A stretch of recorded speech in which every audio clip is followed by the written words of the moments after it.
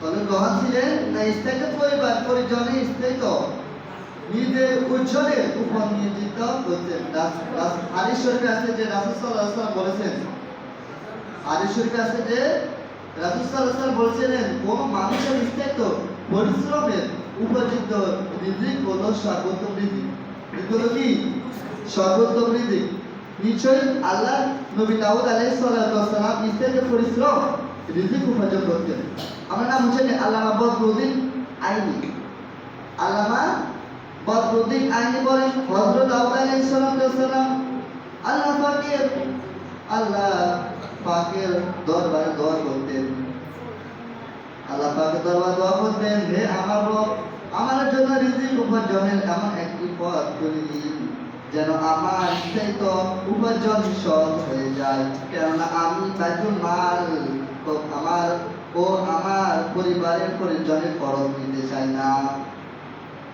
সমস্ত আম্বিয়াদের মধ্যে এই সুন্নাত প্রভাবিত ছিল যে তারা স্থায়িত্ব উম্মতের কাছে আল্লাহ পাকের দ্বীন প্রচারে বিনিময় গ্রহণ করতে থাকেন। হযরত দাউদ আলাইহিস সালাম এই পবিত্রতা ইচ্ছাকৃত আগ্রহ করতেন। দ্বীনের প্রচারের সময় নিজেদের এই সুন্নাত কথা ঘোষণা করতেন। সুবহানাল্লাহ। ওয়া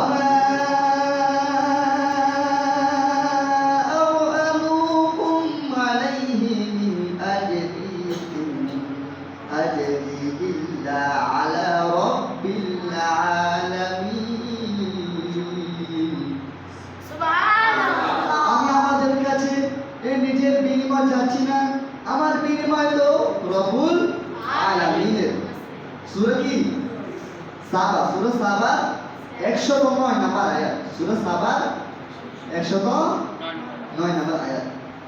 বুখারী শরীফের অন্যতম ব্যাপারে আল্লামা ইবনে হাজার রাদিয়াল্লাহু তাআলা লিখেছেন যে ইসলাম রাষ্ট্র প্রধানের জন্য বাইতুল মাল হতে প্রয়োজন পারিবারিক পুরস্কার গ্রহণ করতে চাই, তবে গ্রহণ না করায় উত্তম, গ্রহণ না করায় উত্তম। আমরা কথা বুঝেননি? যেমন হযরত আবু বকর সিদ্দিক রাদিয়াল্লাহু তাআলা আনহু যখন খলিফা ছিলেন তখন বাইতুল মাল যথেষ্ট বাড়ানো করতেন, কিন্তু উপরের পবিত্রতা বাইতুল মালে ফেলে দিতেন। তরুণ হযরত দাউদ আলাইহিস সালাম আল্লাহর দরবারে ইচ্ছাকৃত বলতেন, আল্লাহ তাআলা যেন তাকে এই মর্যাদা কবুল করেন যে বাইতুল মাল হতে থাকে কোনো কিছু দিতেন না হয়, আল্লাহ তাআলা তার দোয়া কবুল করতেন। আল্লাহ তাআলা তার দোয়া কবুল করতেন। লোহাকে তার হাতে মোমের ন্যায় নরম করে দিলেন। লোহাকে তিনি ইচ্ছা মতো ব্যবহার করতে পারতেন, এর জন্য কোনো হাতিয়ার বা আগুনের প্রয়োজন হতো না। তিনি এই লোহা দ্বারা লোহ প্রভুত্ব করতেন। পবিত্র কোরআন ইরশাদ করে সূরাতুস সাহাবার 10 নম্বর এবং 11 নম্বর আয়াতে আমার ভুল ধরবে, ঠিক আছে নি? وَأَلَنَّا لَهُ الْحَدِيدَ أَنِ اعْمَلْ سَبِيغَاتٍ وَقَادِرٍ فِي السَّرِّ وَأَعْمَلُ صَالِحًا إِنِّي بِمَا تَعْمَلُونَ بَصِيرٌ। আমি দাউদের জন্য লোহাকে নাম করে দিয়েছি, আমি দাউদের লোহাকে নাম করে দিয়েছি, আমি লোহ প্রস্তুত করতে থাকুন এবং বয়ংকালে পরিমাণের প্রতি লক্ষ্য রাখুন, আর তোমরা সকলের ন্যাক আমল করতে থাকো। সব কি করতে থাকো? নেক আমল করতে থাকো। নিশ্চয় আমাদের আমল সমূহ প্রস্তুত করছি। কোন এক আয়াতে এসেছে সূরাতুল আম্বিয়ার 10 নম্বর আয়াত। সূরা কি? সূরা আম্বিয়ার 10 নম্বর আয়াতে ওয়াল্লামনাহু সানআতা লাবুসিল লাকুম লিতুহসিনাকুম মিন বাসিকুম ফা'তু আনতুম শাকিরুন। আমি দাউদকে এক প্রকার পোশাক প্রযুক্ত শিখিয়েছি যাতে যুদ্ধের সময় একে অন্যের এই আঘাত হতে রক্ষা করে। কাজে তোমরা কি শুকরিয়া আদায় করছো? এক বর্ণনা আছে, এক বর্ণনা আছে হযরত দাউদ আলাইহিস সালাম বাচ্চা হওয়ার পর ছোট বেশ হাট বাজার গরম করতেন। দেশে বিভিন্ন এলাকায় হাতে লোকজন এসে জমা হতো। তিনি তাদের সুবিধা কাছে যেতে চাই না। দাউদ কেমন লোক, যেহেতু তার শ্বাস নামলে নাই পায়নটা করে ইনসাফ ও সুবিধার ব্যাপারে থাকতেন। সকল পায়দারা সুখে শান্তিতে জীবন যাপন করতেন। কোন রকম এভাবে সুবিধা ইনসাফ করতে থাকতেন।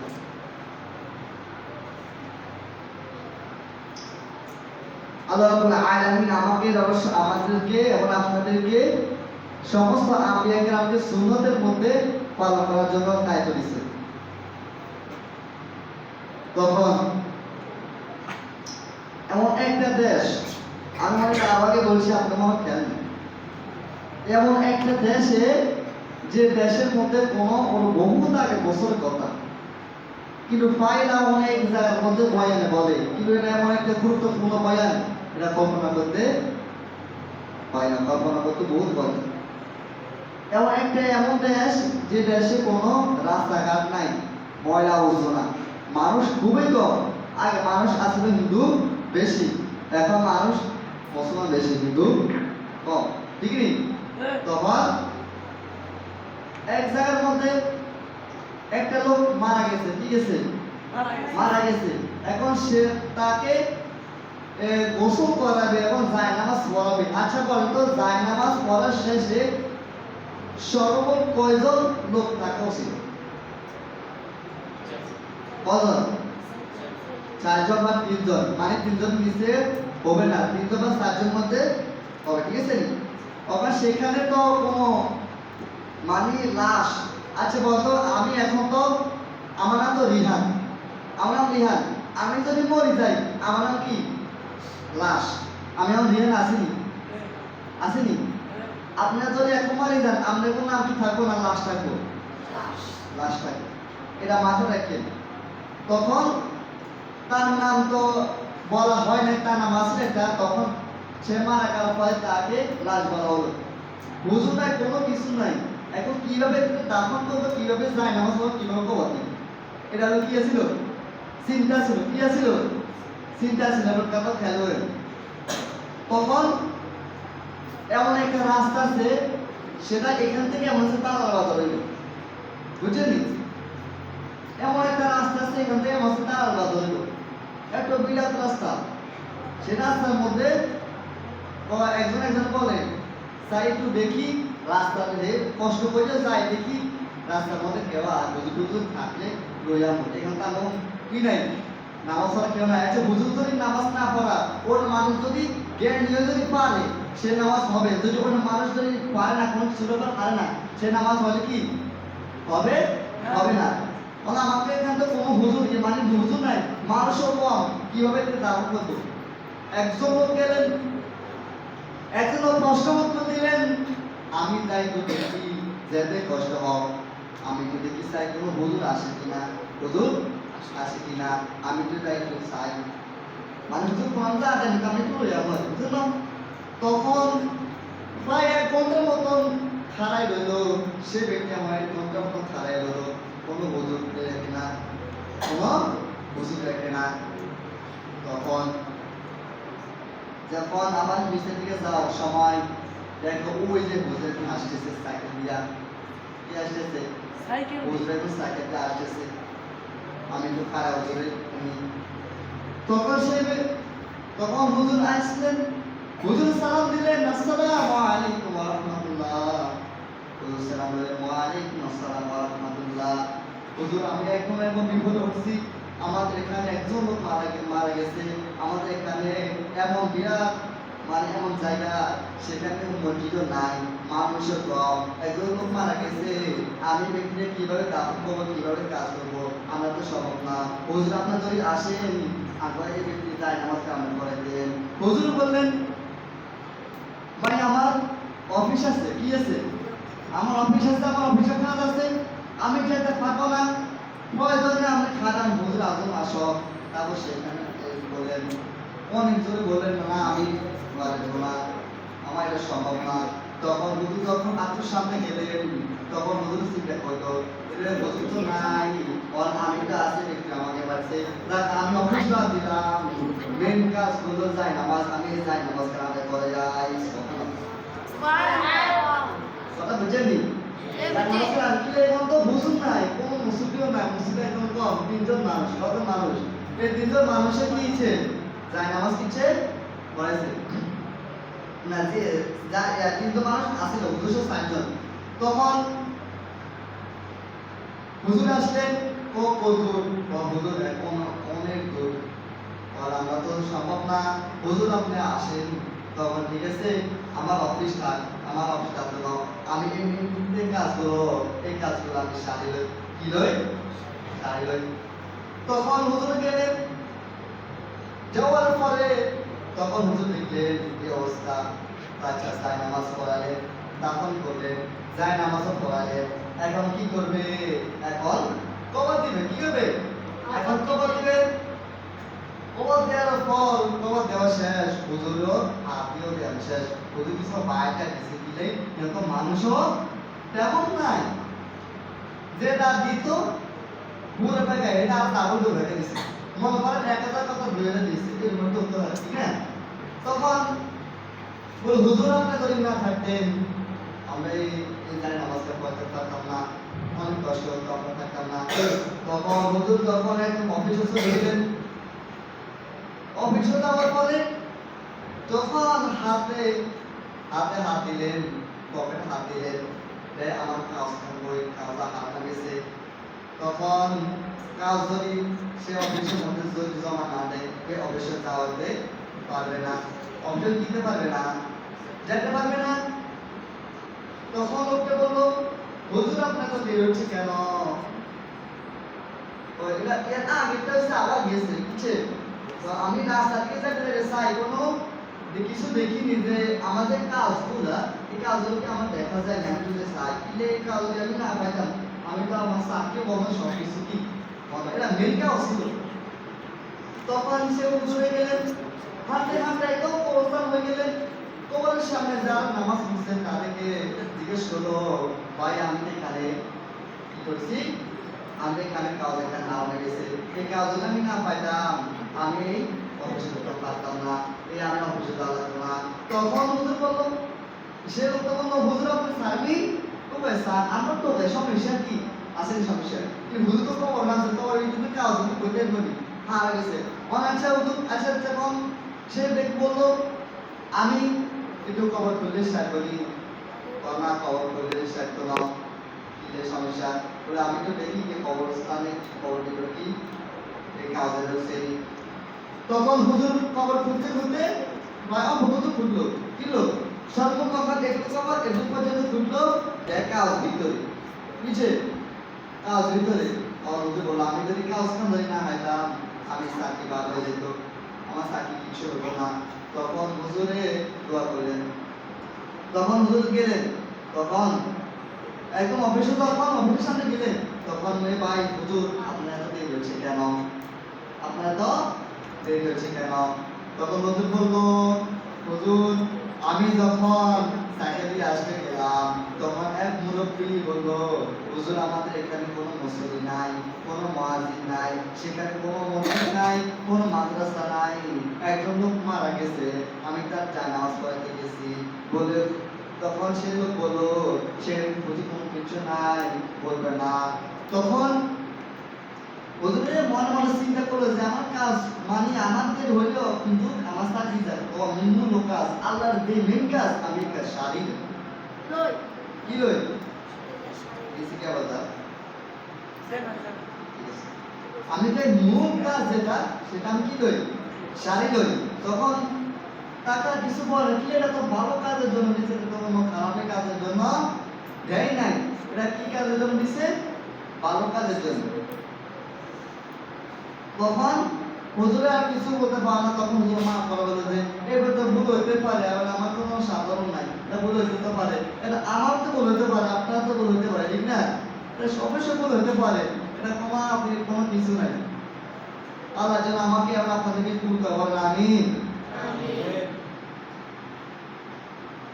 হযরত আমরা এখন যে আলোচনাটা করব এটা হচ্ছে নবী সাহাবায়ে কেরামদের।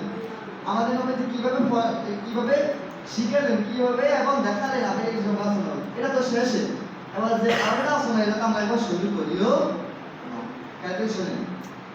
নবী কিভাবে চলতেন, যে আমরা নামাজ পড়ি, নামাজ আদায় করে নামাজে আমরা তো প্রথম ওযু করি, আমরা ওযু করিনি না, আগে নামাজ পড়ে যাব না, আগে ওযু করি। রাসূল নবীজি কিভাবে ওযু করছে, না নিয়ম কানুন কি করছে বুঝে গেছে, ঠিক আছে। নবীজি কিভাবে ওযু করছে, কিভাবে নামাজ পড়ছে, নবীজি এমন নামাজ পড়ছে, এমন ভাবে নামাজ পড়ছে, এমন মনোযোগ দিয়ে নামাজ পড়ছে, সেখানে যদি কোন মানুষ চিল্লাচিল্লি দরজা, কিন্তু নবীজি কইতে পারেন এমন গুরুত্বপূর্ণ নামাজ পড়ছে, মানে তো ভালো নামাজ পড়ছে, কিন্তু মনোযোগ নামাজের মধ্যে আসছিল। এই কারণে এখানে কোনো কিছু চাইলে এমন হিম্মতটা মনোযোগটা দিল কি সে কইতে যে এমন মনোযোগ দিয়ে নামাজ পড়ছে। তো আমরা তো মনোযোগ দিয়ে নামাজ পড়া লাগবে, ঠিক না? নামাজ পড়তে বলে আল্লাহর নাম নিয়ে নামাজ পড়তে হবে। আমরা নামাজ পড়ি কার জন্য? আল্লাহর জন্য। আচ্ছা কোনটা নামাজ প্রথম নামাজ আসলে কত? 50 ওয়াক্ত আল্লাহ তাআলা পাঁচ ওয়াক্ত আনছে। রাসূল সাল্লাল্লাহু আলাইহি ওয়াসাল্লাম বলছে, রাসূল সাল্লাল্লাহু আলাইহি ওয়াসাল্লাম আল্লাহ প্রথম নামাজ দিতে 50 ওয়াক্ত।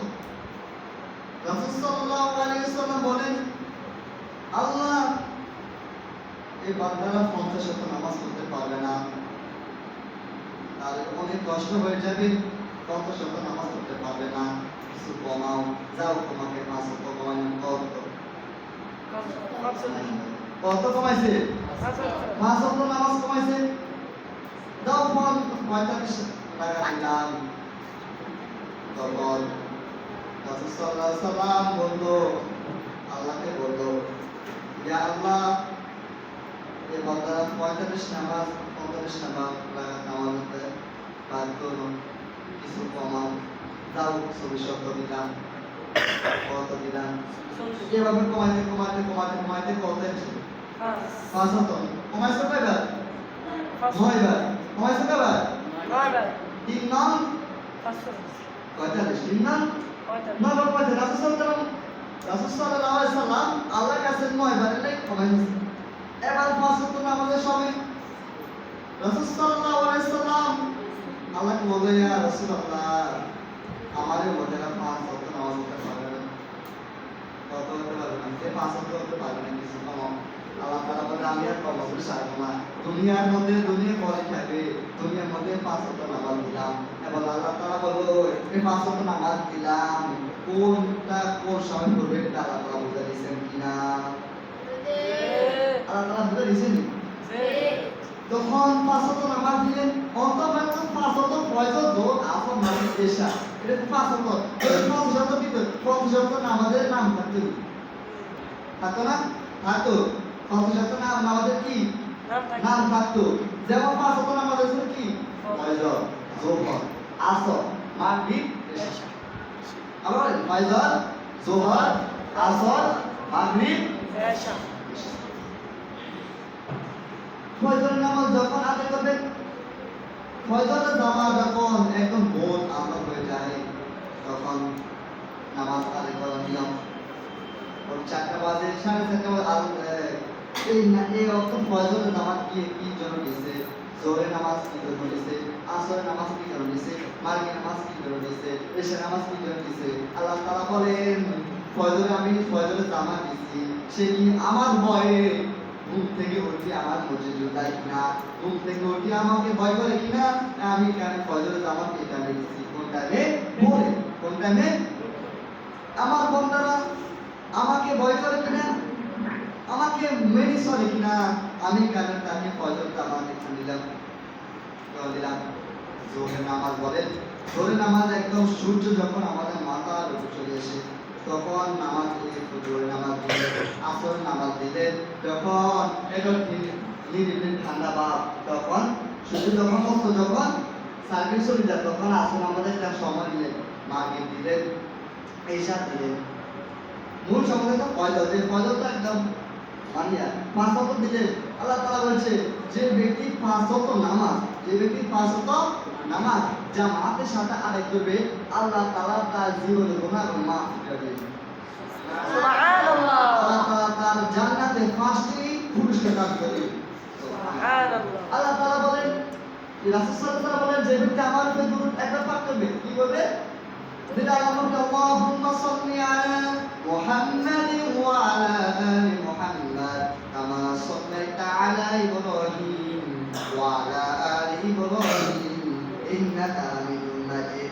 আল্লাহুম্মা বারিক আলা মুহাম্মাদ ওয়া আলা আলি মুহাম্মাদ কামা বারাকতা আলা ইব্রাহিম ওয়া আলা আলি ইব্রাহিম ইন্নাকা হামিদুম মাজিদ। আল্লাহ রাসূল সাল্লাল্লাহু আলাইহি ওয়াসাল্লাম বলেন এই দুটো নামাজে সাল্লাল্লাহু আলাইহি ওয়াসাল্লাম আল্লাহ রাসূল সাল্লাল্লাহু আলাইহি ওয়াসাল্লাম বলবে যে ব্যক্তি দুরূদ একবার পাঠ করবে আমি তার 10টা নেকি বাড়া দেব। যে ব্যক্তি দুরূদ একবার পাঠ করবে আমি তার 10টি নেকি, তার 10টি গুনাহ মাফ করে দেব। সুবহানাল্লাহ। সুবহানাল্লাহ। দুরূদ এমন একটা ফজিলত, যে কালিমা একটা ফজিলত। আল্লাহ রাসূল সাল্লাল্লাহু আলাইহি ওয়াসাল্লাম বলেন যে ব্যক্তি কালিমা এবং কালিমা দুইবার কালিমা শাহাদাত অর্থসহ মুখস্থ করে আল্লাহ তাআলা তাকে জান্নাতে দিবেন। আসসালাতু মিফতাহুল জান্নাহ। নামাজ কিসের চাবি? আল্লাহ নামাজ যে বেস্ট চাবি। আমি বলেন হাদিস বলছি 5 নম্বর হাদিস সহি আসসালাতু মিফতাহুল জান্নাহ। নামাজ হচ্ছে বেস্ট চাবি। আল্লাহ তাআলা সাল্লাল্লাহু আলাইহি ওয়াসাল্লাম বলেন যে ব্যক্তি 5 ওয়াক্ত নামাজ পড়ে আল্লাহ তাকে জান্নাতুল ফিরদাউস দান করে দিবে। সুবহানাল্লাহ।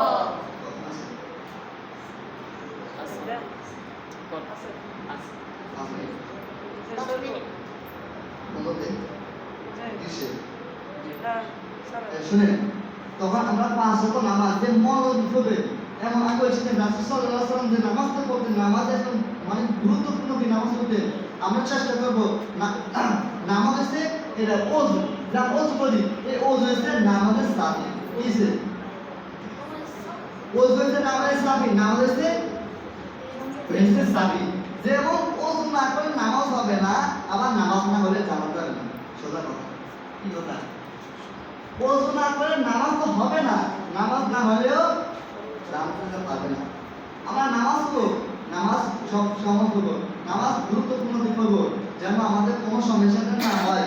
এর মানুষের ছাত্র ভাইরা, আমি তোমাদের কাছে আসলাম মন্ত্রপত্র সম্মানিত আলকা আসলাম। আমি তো নিজে একটা মানুষ না, আমি তো বলছি আমি তো কোনো একটা কোনো বক্তার মতো আমি মানুষ মানুষ আমি মসজিদের কাছে আমি করি এই আমার নাম নেই আমার লেখা সব।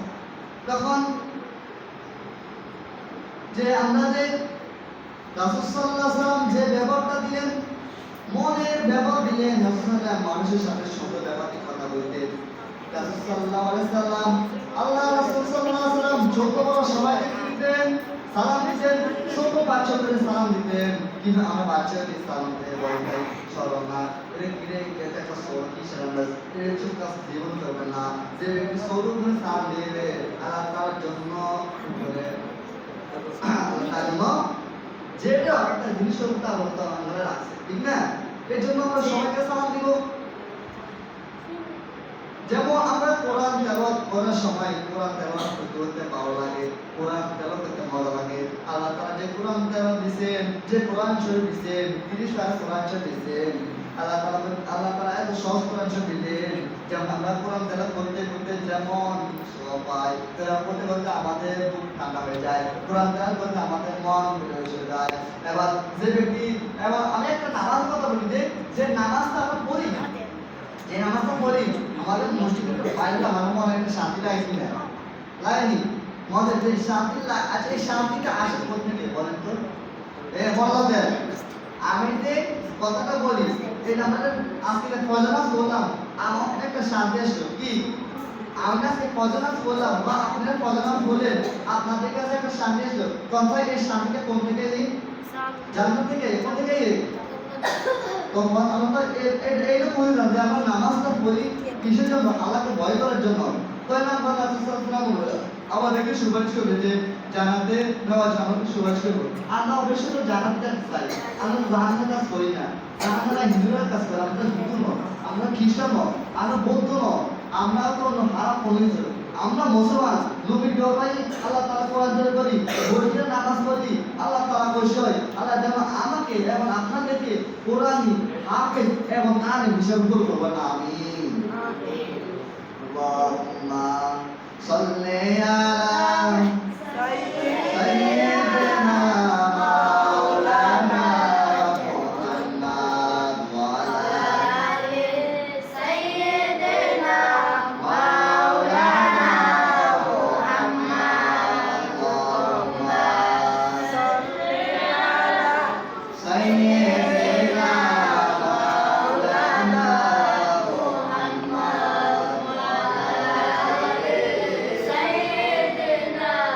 মাওলানা বড়রা এক একদম পাতলি করে বেশি না কোন সুস্থ বাণী করে বলেন একবারে করে বড় বড় দেন কাটা জমা আমরা সুন্নত আদায় করি আল্লাহ রহমতে সুন্নত আদায় করি